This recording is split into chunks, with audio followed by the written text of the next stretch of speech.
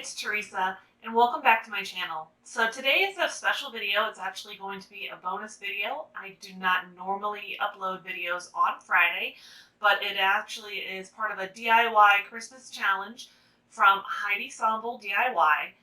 And she put out a call and I thought it sounded great. I have been really enjoying doing Christmas DIYs, so I thought that this was a great opportunity to do a few more. Why not? And so also just make sure that you check out down in the description box below the playlist. So I'm sure she is going to have so many great creators and crafters as part of her challenge. So make sure you check that out.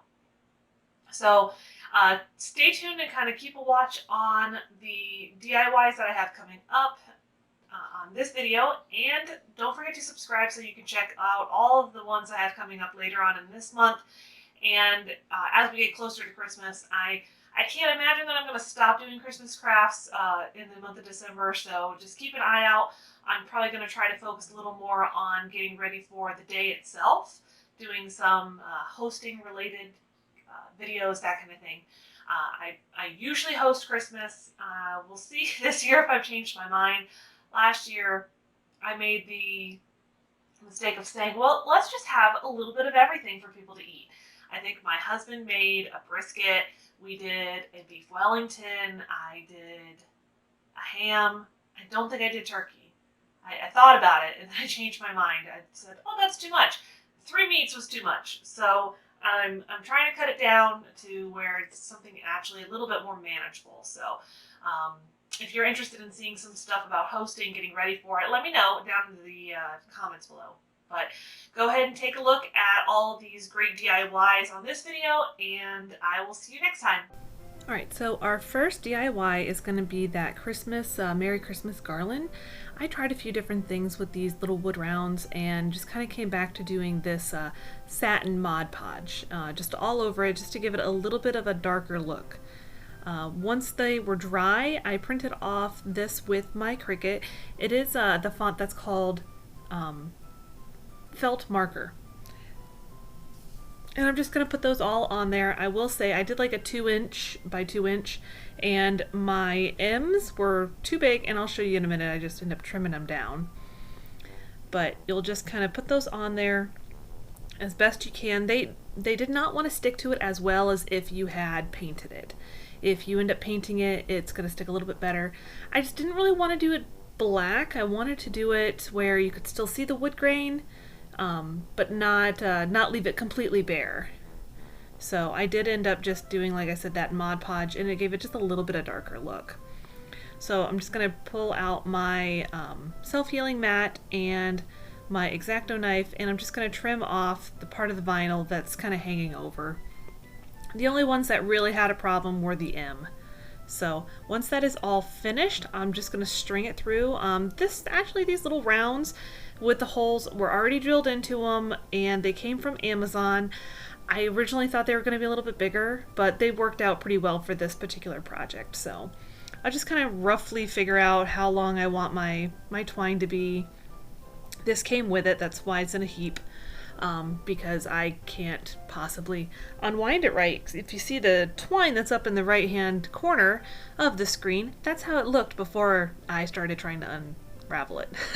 So what I'm going to do is I'm basically just going to do a simple knot on each one of them so they don't slide around.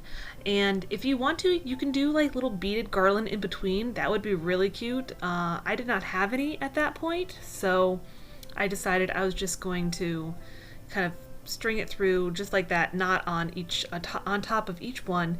And what you might want to do as well is go ahead and get yourself some tape to put around the edge, because that little twine frays quite a bit since it's like 2 little pieces wound up together. And leave a little bit of space, because once they're hanging, they're gonna need to sit somewhere rather than have them go kind of in between, or like overlapping. So you'll do your simple knot on each one. I think I ended up doing a double knot, if I remember right. And I do that throughout every one of these little wood pieces, and you just kind of hold it up and make sure that it's going to sit right. And rather than have you watch me string every single one of them, I went ahead and just turned off my camera And I'm fixing it now, just kind of trying to put the knot a little bit more like behind the wood. That way it just, I think it's going to hang a little bit better. And it overall, I think it's just going to end up looking a little bit better. A little more finished, a little more polished, you know. And just one thing I would say that you could do if you want to make this a little easier on yourself, you can probably string it through, put a little like twine to hold it on the top, like almost like make a little loop on the top of it, and then string the twine through that. That would work really nice now that I'm thinking about it, now that I'm done. But that's just something to think about. See how it kind of wants to go behind it now that I've looped it behind? That would fix that if you just do a little loop on top of each one and then loop the, string the twine through that. That would be nice. I think that would have looked really good. So if you repeat this project, you might want to think about that. On this one, it was actually, I go in with that Fern from Waverly. I mix it with some water, and at this point I'm trying to make a stain.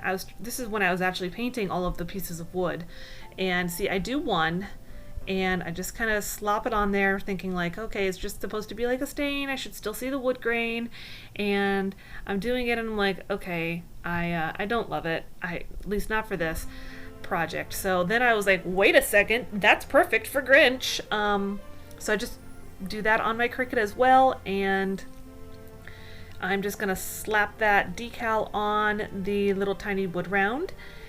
These actually range, I think, from like 2 inches to like 2.5 inches. So I will, like I said, I will link them. They're from Amazon. I'll link them below if you're interested. And once he gets his little face on there, I decided I wanted to bring in some beaded garland pieces. See, at this point I did have a couple. I just did not have anywhere near enough of those beads to make that whole garland. So what I'll do is I'm going to string it, tie a knot basically on the top, and then pull out a couple of these beads. And I tell you what, one of these beads was like the bane of my existence. I kept dropping it, it would roll around, I couldn't loop it through the, I couldn't get the twine to go through it. It was just not having any of it. So you'll see some of my struggles here in just a minute. It did not want to cooperate. I got it through, I think, like one part of the twine and not the other part, and I do end up, I think, going in with some tape. See, watch, see, up, I go in with some paint. I like the painter's tape doing this because it doesn't leave everything really sticky. And I don't have any Scotch tape in my crafting space at the moment. So I put that through, and I think what I do end up doing, I get the first one on, and this one right here, he is just the troublemaker of the bunch. And it just couldn't get it through, and then I think I end up getting like one part of it through. Yep, see, I'm trying to weed it through with my weeding tool, and I get one of the strings through. And then I decide, okay, let me try this again, put a new piece of tape on it to try and get it to work. And I really thought I edited a lot of this out, so I am sorry you're having to suffer through this like I did.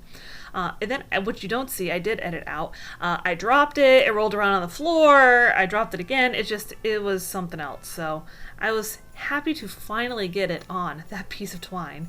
So once that's done, I'm just going to tie a little teeny tiny knot just to tie it all together, and then we're good and we're done. And his little self is just super cute.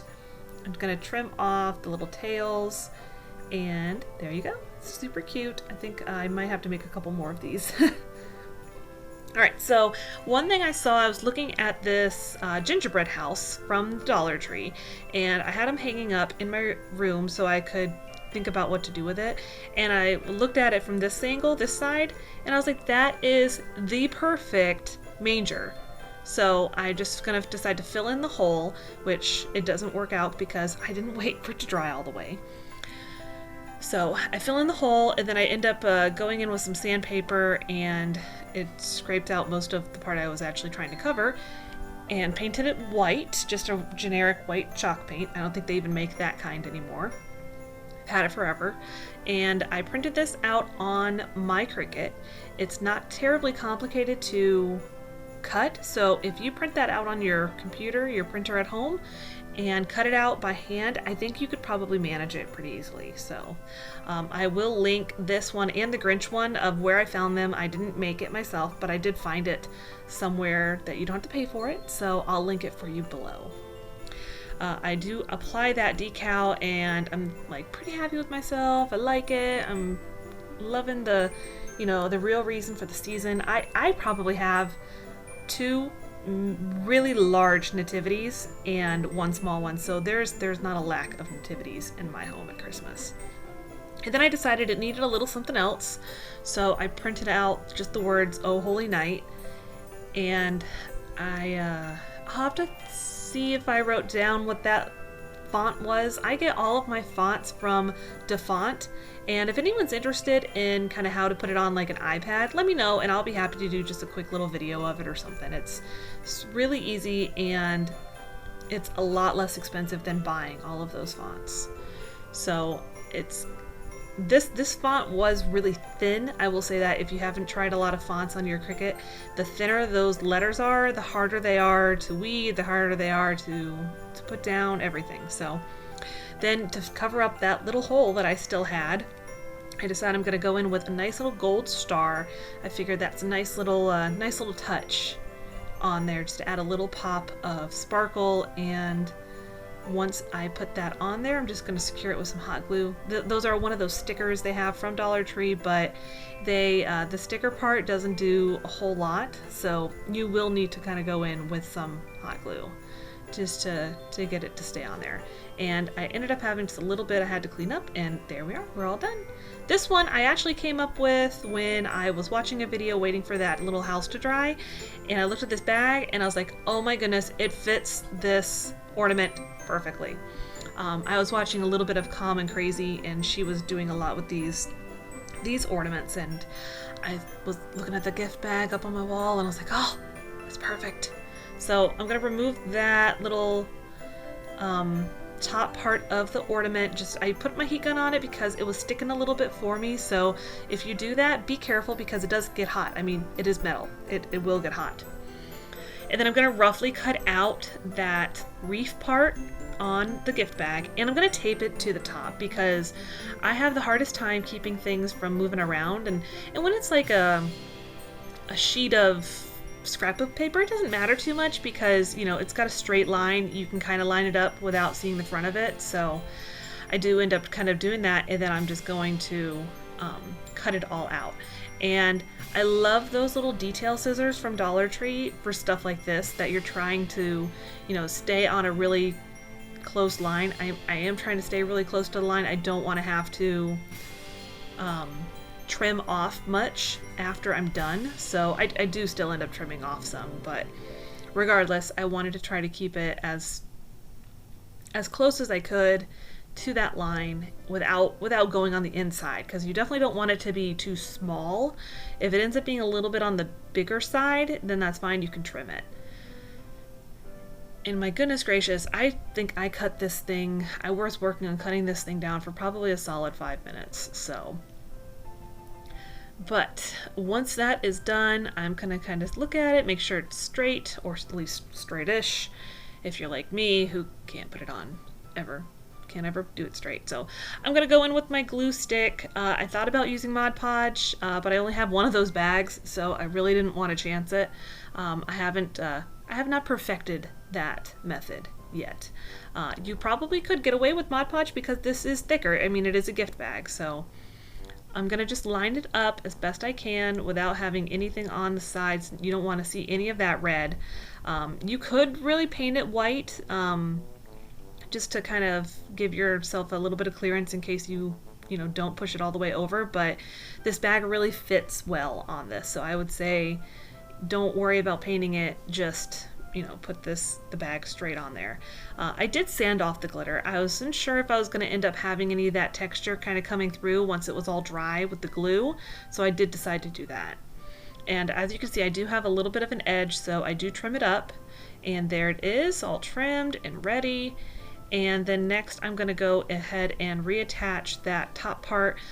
Just know that there is a lot of like leftover adhesive stuff on the back side of that, so I am just going to go ahead and kind of clear that all off, and I'm just going to make sure that it fits, and it's going to fit just perfectly.